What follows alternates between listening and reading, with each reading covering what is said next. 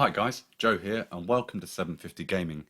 In this one we'll discuss all things Combat Patrol and how we could make our own. Okay, so I've got a cold and my voice is very weird and bassy at the moment. I do apologise, but I wanted to record this video sooner rather than later, otherwise it's just going to drag on and on and on until I actually get another one uploaded. So I thought I'd just do it anyway, and I'm sure you'll just make do. So, Combat Patrol. It's brilliant. Well, that's my opinion anyway. It's designed to utilise specific boxes of miniatures with specific loadouts, and it's not meant to be competitive, it's just meant to be fun. And it is. It's a nice sweet spot between Kill Team, Boarding Patrol and 40k proper, and I am here for it. Previous editions of the 40k rule set didn't really suit smaller scale gaming, which is kind of why I started doing this 750 gaming thing anyway, so I could simplify my 40k experience for me and my mates who were too busy and were just lacking the time and energy to build and play with 2,000 point armies. Trying to match up these combat patrols in 9th was a nightmare. In 10th, however, it kind of works. One box containing a whole playable army is not a new thing for Games Workshop, obviously. We've had Necromunda, Blood Bowl, Warcry, Kill Team, Warhammer Underworlds even, etc, etc, you get my point. But whereas I love the list building element of 40k proper, growing my army one unit box at a time, I also love closure. So that idea that I could now buy a combat patrol box of a faction I choose and know that that's a full army for a version of the 40k game, there and then, done and dusted, yeah, that's pretty good news for my psyche. I'm also, for my sins, predominantly sold out to Space Marines. They just look cool and are easy to paint and are elite enough that historically I haven't needed too many miniatures to fill out an army list. I've always been wary of these Xenos factions, or indeed the less elite factions where strength is often in numbers. It would be a significant investment to dip a toe into the Orcs or indeed the Astra Militarum with a playable army, even at my 750 gaming level, and so I've kind of shied away from it until now. But now I can go get a combat patrol of those factions and know that that's all I need to dip my toe into those factions. Of course, those combat patrols have always been playable, it's just now there's going to be a common buy-in and general acceptability about it all. Pick-up games of combat patrol are going to be far easier to engage with, and the balance, or lack thereof, is going to be completely arbitrary and fine. Everyone will know what they're getting into, and everyone will be having fun. Perfect. However, let's address the elephant in the room. I've got a ton of 40k miniatures, but technically I only have one army that I could use in Combat Patrol using the official Combat Patrol lists, and that's my Emperor's Children, for which I used the Chaos Space Marine Combat Patrol box as the main bulk. So I have a Dark Apostle and his mates, the Legionaries, the Hellbrute, and then of course I have the Havocs, which I may or may not have kit bashed into Noise Marines, but you know, we can work that out. Naturally, however, I won't always want to play that army in Combat Patrol. So can we do something about that? I think so. Having read through the Combat Patrol rules that Games Workshop released through Warhammer Community, it's quite nicely written. I quote, "In Combat Patrol games, each player will command a compact army of Citadel miniatures in tactical clashes that should last up to 1 hour. So far, so good." And then it says this, typically comprising the contents of a combat patrol box, etc, etc, etc. Typically. Typically. But not only and always. So, say you're like me, you've got a load of armies and miniatures, you actually want to play Combat Patrol, but you don't want to have to go out and buy another box of miniatures in order to play. How can you play with what you've already got? Well, I've got a theory, and here's where you can kind of do the list building bit if you want to. Of course, remember you don't have to. There are perfectly good boxes out there to buy off the shelves ready to go. This is purely for being able to incorporate your already built and painted models into this smaller style gaming system. So the first thing we need to do is analyse the combat patrols that Games Workshop officially make. The main thing to remember here is that these boxes aren't balanced to play 40k proper per se, and were never designed to be, in spite of Games Workshop's future planning and road mapping, etc. It's the combat patrol structure, mission rules and data cards that level the playing field to some extent, but not perfectly. So when we look at how we can make a combat patrol out of our current collections of miniatures, we can give ourselves a break a bit. This is not meant to be perfect, and it doesn't matter who wins. And if you find after you've played a couple of times that maybe your list is overpowered or underpowered, then change it to make sure that you and your friends can actually have fun. Okay, so let's do a quick bit of analysis on the current combat patrols and see if we can put together some sort of formula to enable us to build on. If we pull up a trusty Excel spreadsheet and break down the official combat patrols, we can start to see a few trends. The vast majority are made up of 4 to 5 units. One of these is, of course, always going to be a character to fulfill the warlord role, and will likely be attaching to one of the other units as appropriate. So if we're going to be making our own combat patrol, we're looking to take a leader, and then 3 to 4 other units. A quick side note, these units' size, strength and speed will all determine your army's relative ability when it comes to OBSEC, which is naturally a big part of the scoring mechanisms to determine the endgame victor. That being said, it's not the only deciding factor, and certainly not the deciding factor for fun. For instance, the Death Guard Combat Patrol is 39 miniatures, and included there are 3 10-man, and I use the man term loosely, 3 10-man units of Poxwalkers that can theoretically just go and camp on objectives as a horde. They would feel very, very overpowered and likely hard to clear for a 15 miniature army of AdMech. You know, they're going to struggle to clear all those off the board and take their own OBSEC victory points. So we'd call that quite an unbalanced matchup. But up against a 15 miniature army of the Death Watch or Custodes, who could theoretically do a heck of a lot more damage and have a higher OBSEC ability, it may not be too bad. Of course, I haven't a clue what the 10 mini 500 points of Dark Angels would do, mind you. I think they'd struggle against pretty much everything. You've got a lot of points invested in a single Redemptor Dreadnought there, and I reckon it'll all get messy quickly. And let's not even talk about the 460.7 miniature option for the Grey Knights. I mean, if you're going to play with a Dread Knight, I think you're just some kind of sadist. Anyway, back to these combat patrol observations. The average amount of minis per army across these combat patrols is around 20. If we excuse the outliers, the average range is between 15 and 30, which seems very familiar to my 750 gaming years. 15 to 30 miniatures for a smaller army is perfect in my book, so circa 20 is just golden. Points are a bit trickier. The average point is around 485, but the range is far wider. The Astra Militarum are naturally by far the weakest here at 365, whereas those Chaos Demons are going to be significantly heavy at 665, as are the World Eaters at 655 with all those Khorne Berserkers in tow. Now, of course, if you rolled up with your all-powerful World Eaters, no one will mind. It's an official box.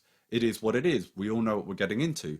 But if your custom list was just plain disrespectful, then I think you've missed the point. Try and find the balance between numbers of units and miniatures, and the strength of those units and miniatures. I think your army wants to have the potential ability to hold 3 out of 4 objectives, which means that you want at least 3 units. But of course, if you're going to include 2 full squads of 10 intercessors to sit there and be an immovable blob of space marines, you're going to end up looking like a bit of a knob. On the flip side, plonking a couple of 10-man squad of Cadian shock troopers on objectives isn't quite as permanent a mass, and would generally be acceptable. And there's kind of the fun of the Astra Militarum Combat Patrol. The whole box is about securing objectives, and then seeing how long you can hold on for, which is just Imperial Guard 101. So be mindful. A character, 3 to 4 units, 15 to 30 miniatures, and if your faction has bigger but weaker units, you can afford to take a few, or restrict yourself if it's the opposite. Aim for somewhere around the 500 point mark, which was the old 9th edition combat patrol size battle points limit anyway, but don't be too restrictive or aim for the perfect list here. If we can put an army on the table within those guidelines, I think it's going to be fairly playable for you and enjoyable for your opponent to come up against. Use the abilities and enhancements and secondary objectives as per the combat patrol list for your faction, even if you aren't using the units suggested. But of course, again, be mindful of power and choose the relevant and appropriate options. The next bit is a bit trickier. For instance, the stratagems in those combat patrol lists are predetermined based on the units. So, for instance, if I wanted to make a generic Space Marine list without, say, a squad of Terminators, and I'll demonstrate that in a moment, then the Veteran Instinct strat, which can only be applied to Terminators, is a bit, well, pointless. So, you be the judge. In my 750 gaming rule set for 9th edition, to try and keep stuff simple and our brains free of clutter, we chose to use just 3 stratagems available to our faction during games anyway. And obviously in Combat Patrol, they've limited your faction stratagem choice to 3 stratagems. I don't want to sound all prophetic or anything, but you know, maybe we're doing it right in 9th all along.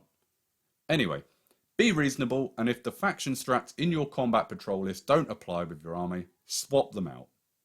The individual unit abilities as per the data cards will be the main cause for debate in my opinion anyway, purely because Games Workshop have gone to lengths here to remove them off of the units where they think they will be overpowered. Now, there's obviously 100 million units in the game with their own abilities, and I'm not going to go through each and every one to judge which ones will be overpowered for a Combat Patrol game or not. You can be the judge. Just be reasonable. If you know that that unit has had its rule removed for a combat patrol, don't use it. For instance, in all the Space Marine combat patrols that include intercessors, the combat patrol intercessors have lost their objective secured ability. So, you know, play nice. Okay, so let me give you some examples then. And let's start super generic. Let's look at that old Space Marine combat patrol that's been superseded and doesn't have any rules released for it. Well, okay, let's give it some rules. A Phobosy Lieutenant with 10 infiltrators, 3 suppressors, 3 eliminators, and an impulsor.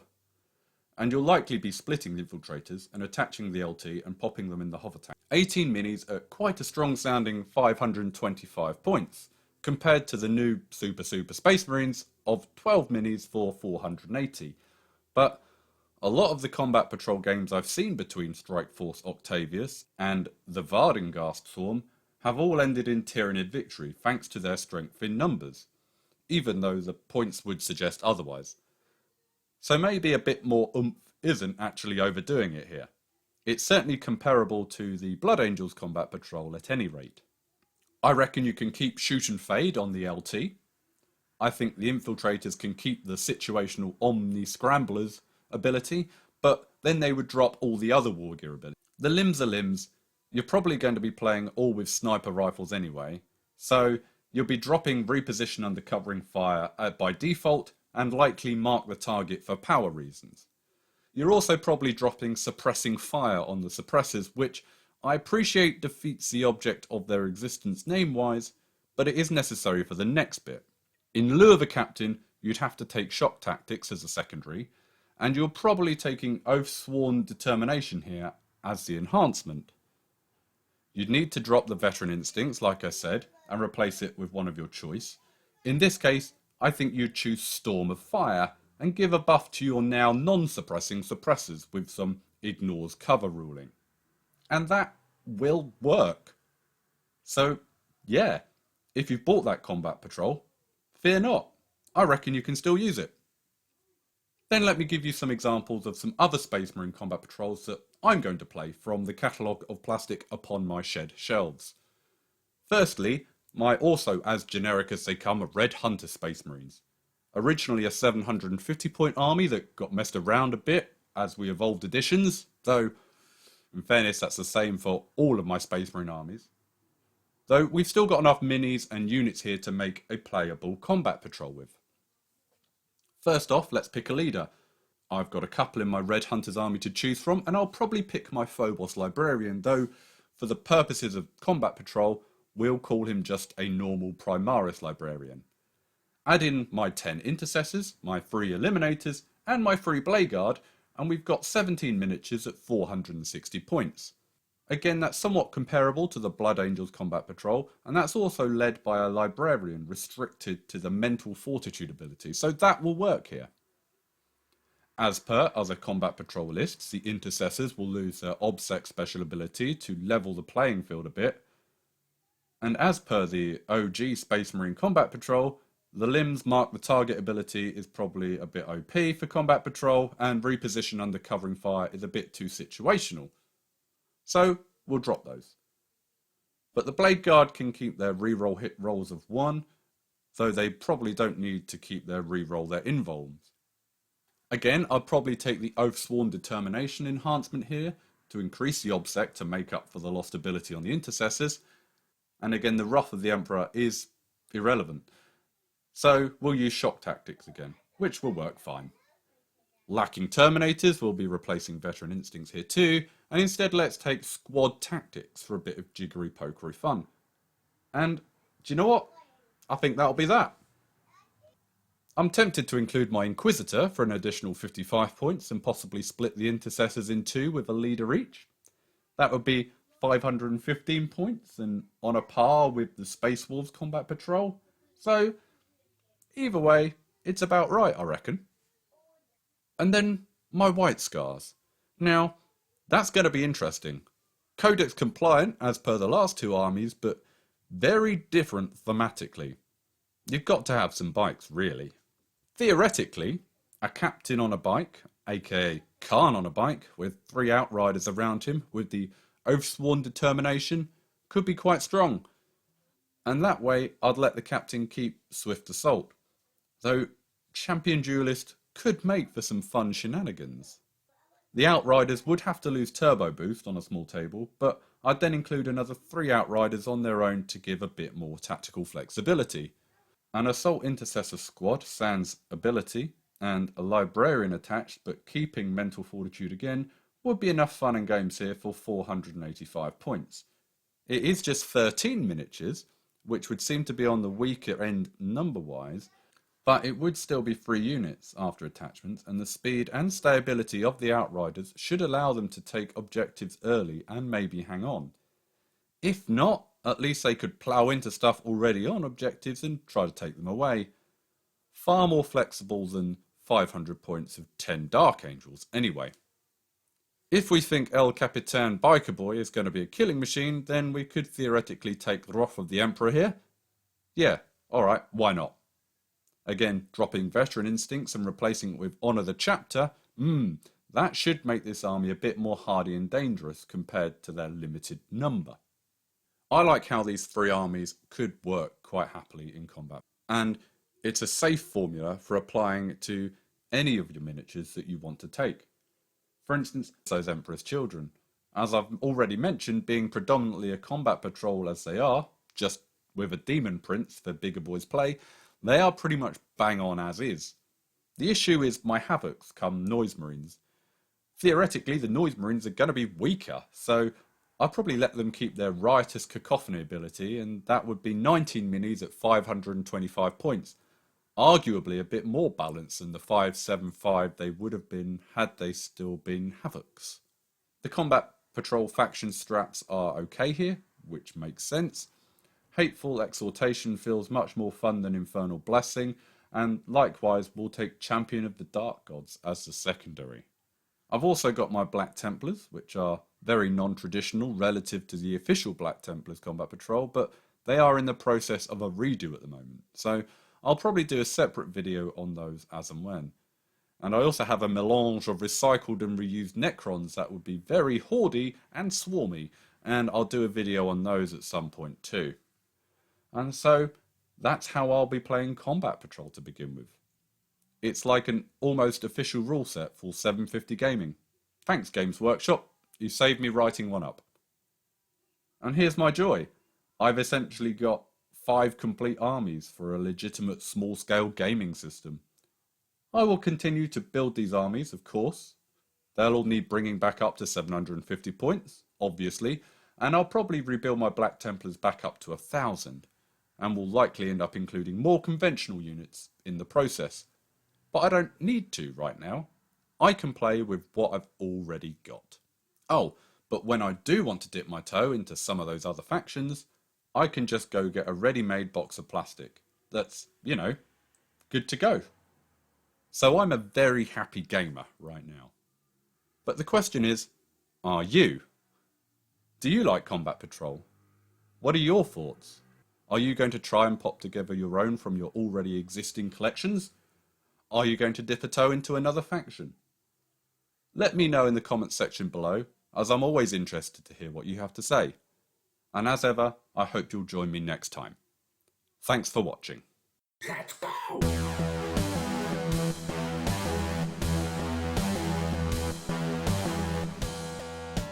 As always, I just do this for fun and make these videos when I can. I don't have a regular release schedule, they just happen when they happen. So, if you want to make sure you don't miss a beat over the next few months and going forward, then hit subscribe so you can catch these when they come. If you enjoyed this or any of my other videos, then do hit that like button, as it really helps boost my ego, and do come check me out on Instagram for all my hobbying updates. Hopefully, I'll see you in the next one.